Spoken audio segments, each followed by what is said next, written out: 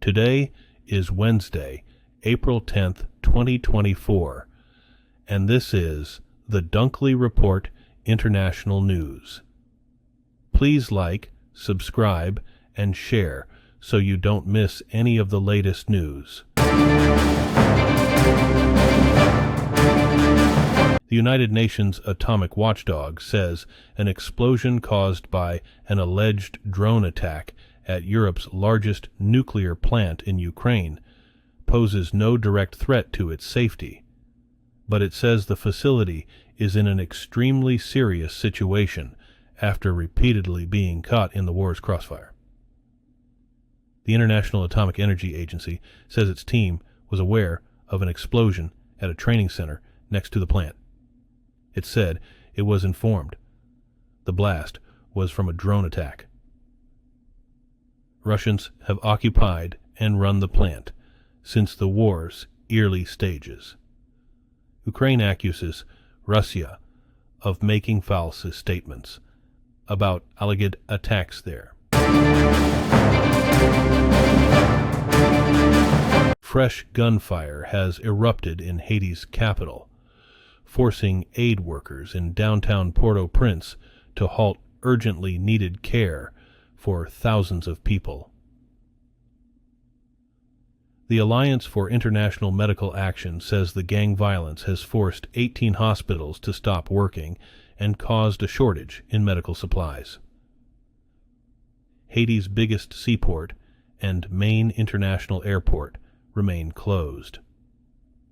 The violence has driven some 17,000 people from their homes in the capital. Many are crammed into abandoned schools and other buildings where they often share a single toilet. South Africa's electoral court has ruled that former President Jacob Zuma can run for office in the upcoming general election, overturning an earlier decision that had barred him from contesting the polls. The decision paves the way for Zuma to run on behalf of the Umkhonto we Sizwe Party, a new political organization that he joined last year after denouncing the ruling African National Congress Party that he once led. South Africans will elect 400 members of the country's General Assembly on May 29th. A month later, the lawmakers in the new parliament will choose the country's president.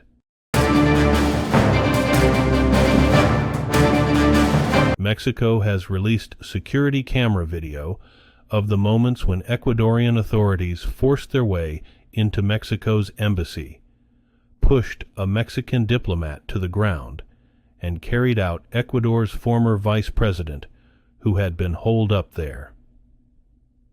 The action Friday night greatly escalated tensions between the two countries, which had already been tussling since ex-Vice President Jorge Glass, a convicted criminal and fugitive, took refuge at Mexico's embassy in December. Ecuadorian police scaled the embassy walls and broke into the building. Mexico, as well as experts, say it appeared to be a blatant violation of international accords. Italian officials say an explosion at a hydroelectric plant has killed at least 3 people, and another 4 are missing. 5 were being treated at hospitals for serious injuries, including burns. The explosion occurred Tuesday at the Suviana Dam in mountains south of Bologna. Firefighter Commander Francesco Notaro told SQI TG24 that an explosion underground collapsed part of the structure and flooded the 9th underground level. But Enel Green Power said there was no damage to the dam. The State Department has greenlighted an emergency $138 million in foreign military sales for Ukraine to provide critical support and repairs for Kiev's Hawk missile systems. The U.S. announced the move Tuesday, saying that Ukraine has an urgent need for the spare parts and maintenance support to keep the missile system running. The work will be performed by contractors from Massachusetts-based RTX Corporation, formerly known as Raytheon, and Huntsville, Alabama-based Project XYZ. The State Department said the parts needed to repair the systems will come from U.S. Army stock, third country donations, commercial off-the-shelf components, and new production. Secretary of State Antony Blinken and British Foreign Secretary David Cameron are urging Congress to approve new military aid for Ukraine, saying the stalled funding is critical for U.S., European, and world security. Speaking after meeting at the State Department on Tuesday, Blinken repeated long-standing appeals for lawmakers to unblock the assistance, while Cameron said he would make the same case in meetings on Capitol Hill. Cameron met on Monday with former President Donald Trump, who has been skeptical of Ukraine aid, in Florida, and said the assistance is vital for American and European security. Cameron defended his meeting with Trump as a standard encounter with an opposition figure and said it covered a number of pressing global issues, but did not elaborate. Members of Congress on Tuesday are calling for the immediate release of Russian opposition figure Vladimir Kara-Murza, Jr.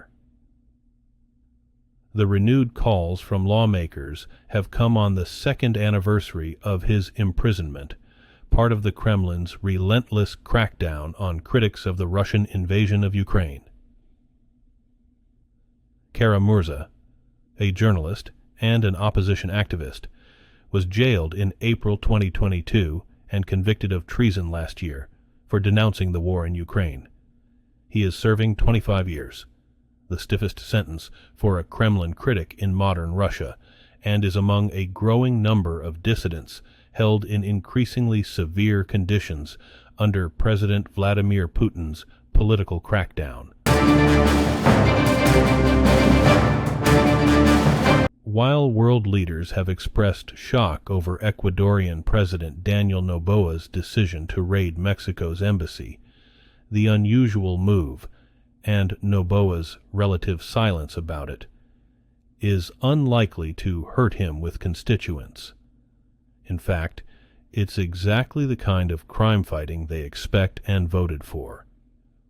Ecuadorians were looking for their action man last election, fed up with widespread corruption and crime fueled by international drug cartels. Noboa, so far, seems to be fulfilling that role, and some Ecuadorians say that if crime fighting means breaching an embassy, so be it. But the move could have consequences for Ecuador, as it navigates trade agreement negotiations and furthers its efforts to combat drug gangs.